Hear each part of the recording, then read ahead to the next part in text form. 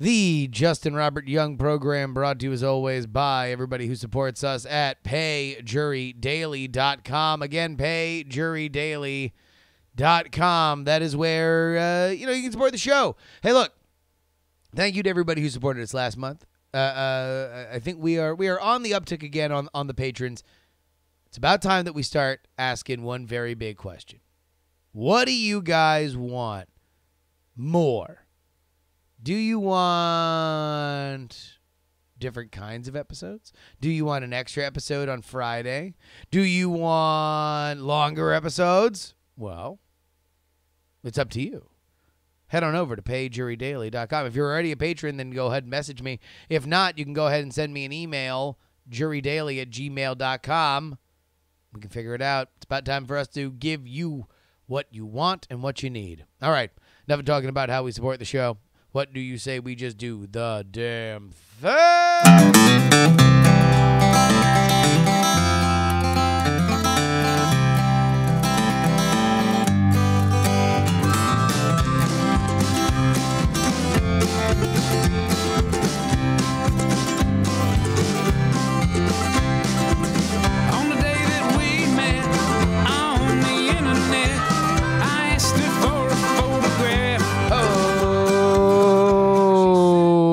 Ladies and gentlemen, welcome to the Justin Robert Young program. My name is Justin Robert Young. I'm here for you and you alone. I got back from Austin late last night. I had a later flight leaving Austin, which normally whenever you are going from east to west, you can afford taking the later flight because you have the time difference working in your favor. But unfortunately, that was not the case for me. I had a connection in Houston, which pretty much kills the time difference. And I got back. My flight was slated to land at about midnight, and it landed at about midnight. That was cool. And then, we sat there on the tarmac, just chilling, hanging out, not doing much. And then next thing you know, we started chilling more. Yeah, we didn't do anything. We just sat there on the tarmac for 30 full minutes. So it was like 12:40 by the time that we pulled into the gate, and then I got to get my bag, and then I got to get in an Uber, and the Uber's 40 minutes. It's like 2 in the morning and change by the time that I finally lay in my bed. By the way, prior to that, I reach in to go get my keys, and I don't have them. Lost them.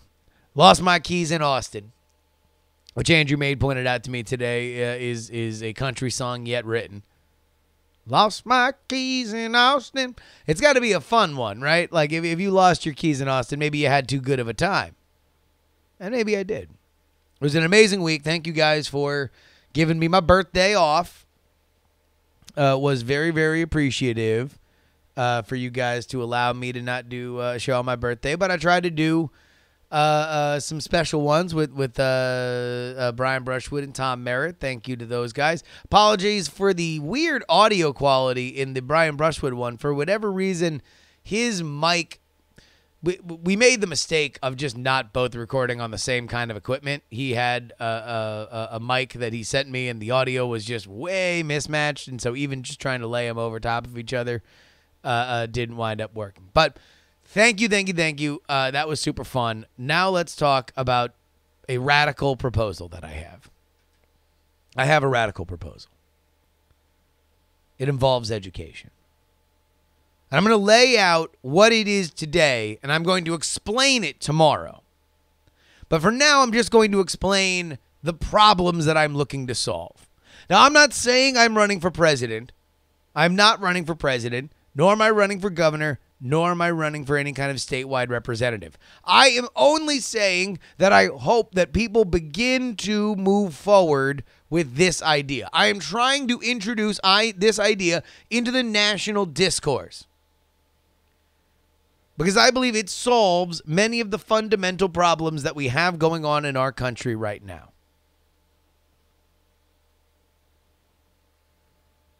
wherein we live in a country where I left high school, two things: afraid of money and afraid of risk.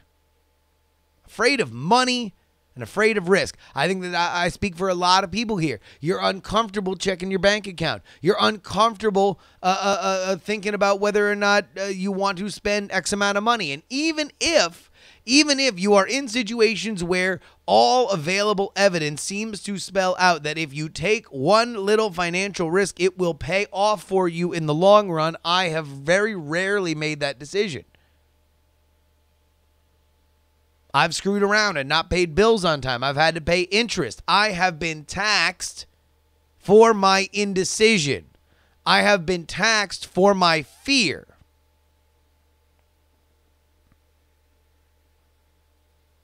Wherein we have a gigantic and crucial student debt crisis in America. In America, we have a crippling student debt crisis. The idea that I thought when I went to Syracuse University in 2001 and I saw how much I was paying for what I was getting, I thought it was an absolute ripoff. I literally had transfer forms in my hand to go move back to Florida because I knew I could go to one of those schools for goddamn near free. And I'm like, look, there is no special magic sauce up here.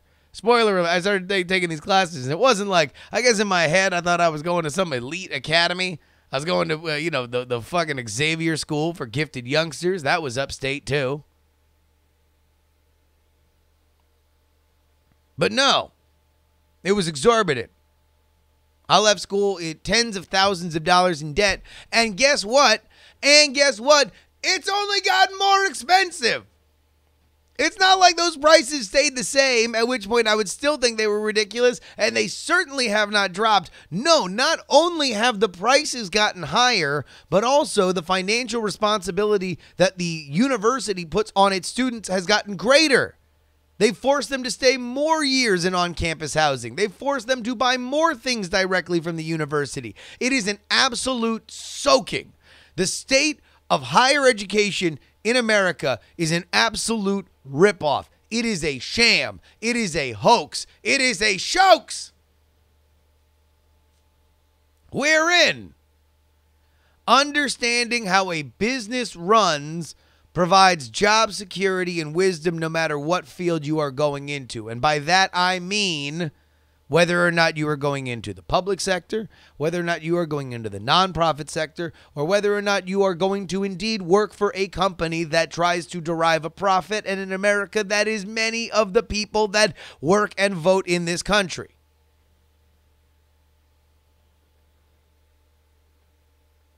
Here's what I mean. If you know how to run a ledger, you know how money comes in and money goes out, then if you are in the public sector, you can better manage the public trust. You are doing a tremendous service to you and your fellow citizens if you are able to look at a budget and get the best and most out of it.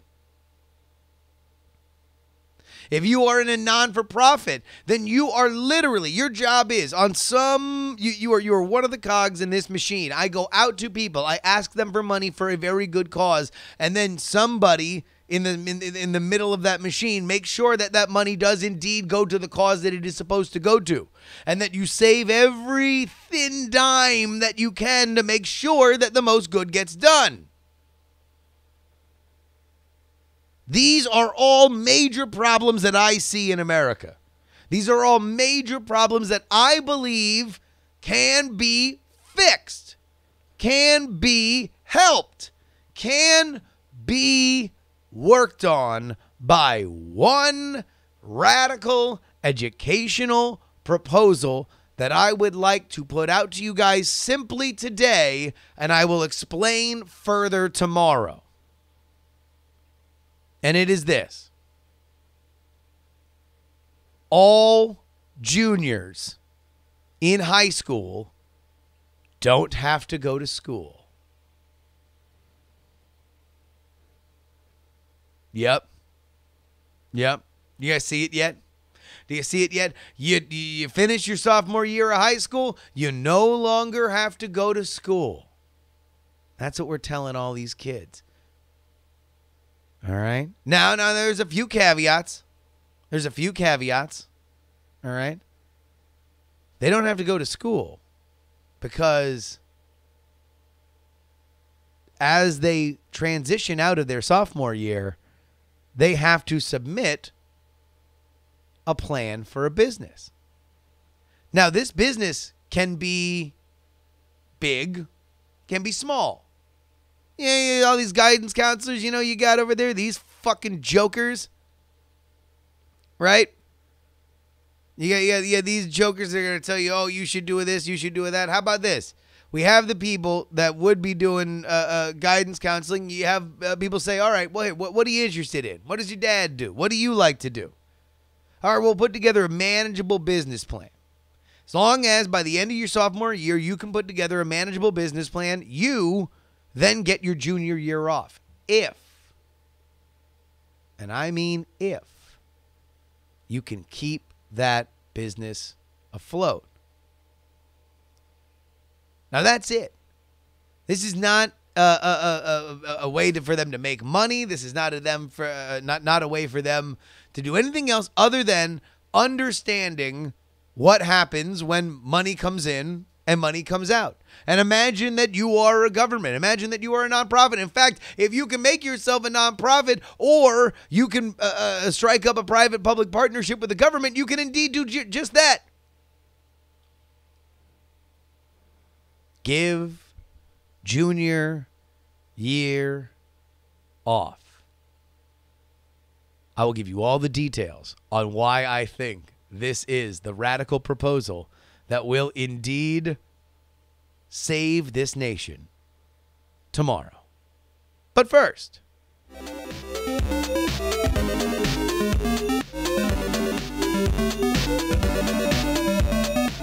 news!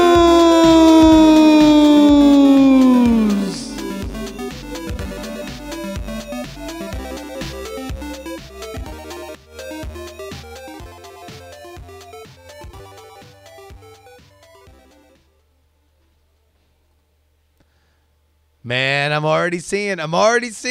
I'll tell you what, I love it. I love everything that I'm reading right now. I love everybody sniping at what I'm saying. You think you got something on me? I thought ahead. I'm going to get all y'all tomorrow. You better watch. All right, let's go ahead and get into the news here. We have a new master thief out here in India. You ready? It's a rat. Rat turns jewel thief in Patna, India. Here is the article from the Telegraph of India. The rats of Bihar are upping their game. Not long ago, they allegedly drank thousands of liters of India-made foreign liquor seized and kept in various police stations in the dry state. Now a rodent has stolen a diamond earring from a jewelry shop in the state capital. The heist came to light when a pair of diamond top earrings went missing at the Navataran Jewelers on Brothers and Boring Road in Patna. Quote, we opened our shop on... Oh, Jesus. Oh, that's a rough one. Mahashivratri Day? Mahashivratri Day? Mahashivratri Day? Mahashivratri Day. All right, Indian people, I need you to email in jurydaily@gmail.com. On March 4th, a notice that jewelry was missing from one of the counters, as we first suspected the hand of one of our employees and asked everybody, but everyone denied it, said shop owner Dheeraj Kumar. Since the shop has CCTV cameras installed for security purposes, Dheeraj decided to examine the footage to nail the culprit. Oh, my God. So, wait a minute. Dheeraj, come on. You went right to questioning your employees before you looked at the security camera footage? Come on, Dheeraj. Quote, at around 10:56 p.m., a rat came to the counter where diamond tops were kept in a yellow envelope, picked it up with his mouth, and ran away. It went inside a false ceiling of our shop. We couldn't believe it and kept reviewing the footage again and again, but that's the truth. The shop staff searched every nook and corner of the false ceiling and even the AC ducts, but the jewelry was never found. Daraj is now consoling himself by attributing the loss to divine intervention. No, I'm divining it to these drunk-ass rats. Apparently these rats are running wild out here in Bihar. These Bihari rats cannot be stopped. They are drinking. They are stealing. What's next? Radical education proposals that get sniped at by the chat room? These rats are on fire with crime. Flaming thief rats. That's what these are. Degenerates, ne'er-do-wells, scumbags, little furry beady-eyed devil satans crawling around your air ducts, trying to find your diamonds, trying to drink your booze. The Reverend Buck points out that the Bihari rats played Lollapalooza in 99. They were right before Jane's Addiction and right after Tone Loc. All right, we got a lot of stuff we got to clear out from last week, so let's go ahead and get into your emails.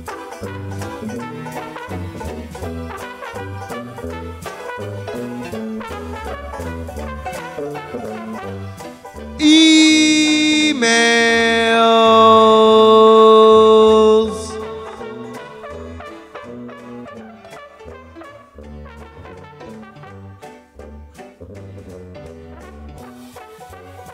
Of course, you can email us, JuRYDaily@gmail.com. Again, JuRYDaily@gmail.com. Chris wrote in with birthday advice. For my birthday, largely, I just like to be left alone for the day, maybe go on a motorcycle ride, maybe just treat myself to something really bad for me for lunch. Maybe couch and TV for the day. I do enjoy a nice dinner out, but I get violently angry at any shitty restaurant singing for my birthday. No! None of that!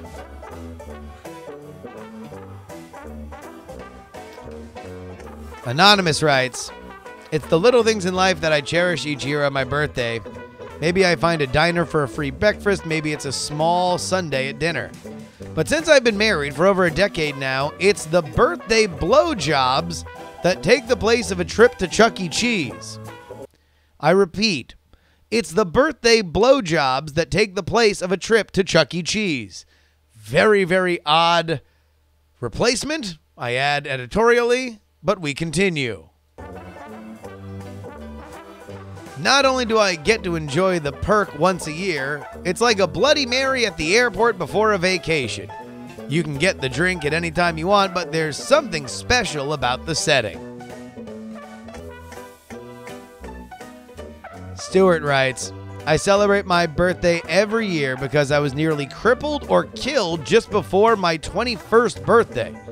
Subsequently, I also have a number of other accidents. I now treat my birthdays as a celebration of another year survived, as every year since I turned 21 has been a gift. Jesus, Stuart. A salute to you, and happy birthday whenever that is. Lon writes, I only have one tradition, and it's an odd one. I watch the X-Play Fear and Loathing episode. It still cracks me up. I'm pretty sure no one wants to watch it with me, so it's an indulgence to myself. And finally, Justin writes, I just wanted to reach out and say thank you. Over the years, you've become one of my favorite podcasters. I met you at DragonCon 2013, NSFW Live, and I was mainly there for Brian, Tom, and Veronica. I've listened to Tom and Veronica since they started podcasting, Brian as of Frame Rate on Twit, and I had not really listened to you as of that DragonCon. I wasn't an NSFW listener. Since then, you've been my favorite member of many podcasts I listen to, and I am a patron of you, including TMS, Night Attack, DTNS, and the currently orphaned Unfriend Me, one of my favorite podcasts ever. I actually had moved my Patreon sub from JuRY to Unfriend Me and Night Attack. Again, Thank you for your excellent content, attitude, and interaction with your community. Being your harshest critic keeps you moving forward and improving, and it shows. Justin, thank you for writing that in. I can guarantee our audience you're not actually me.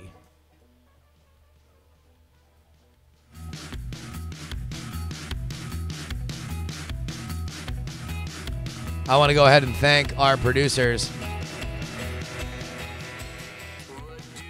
The Gen, PD Rave, Non-Specific, Rock and Roll Martian, Joe Acosta, whoa!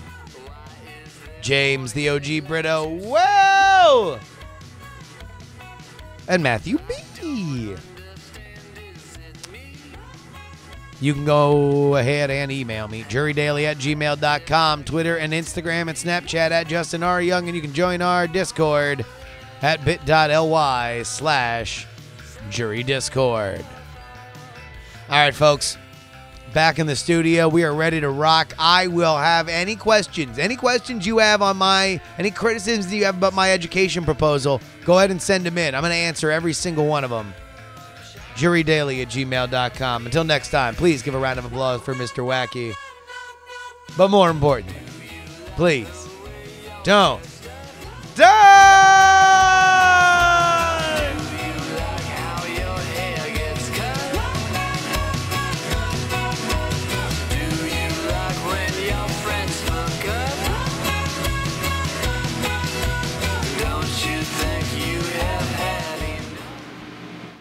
Diamond Club hopes you have enjoyed this program.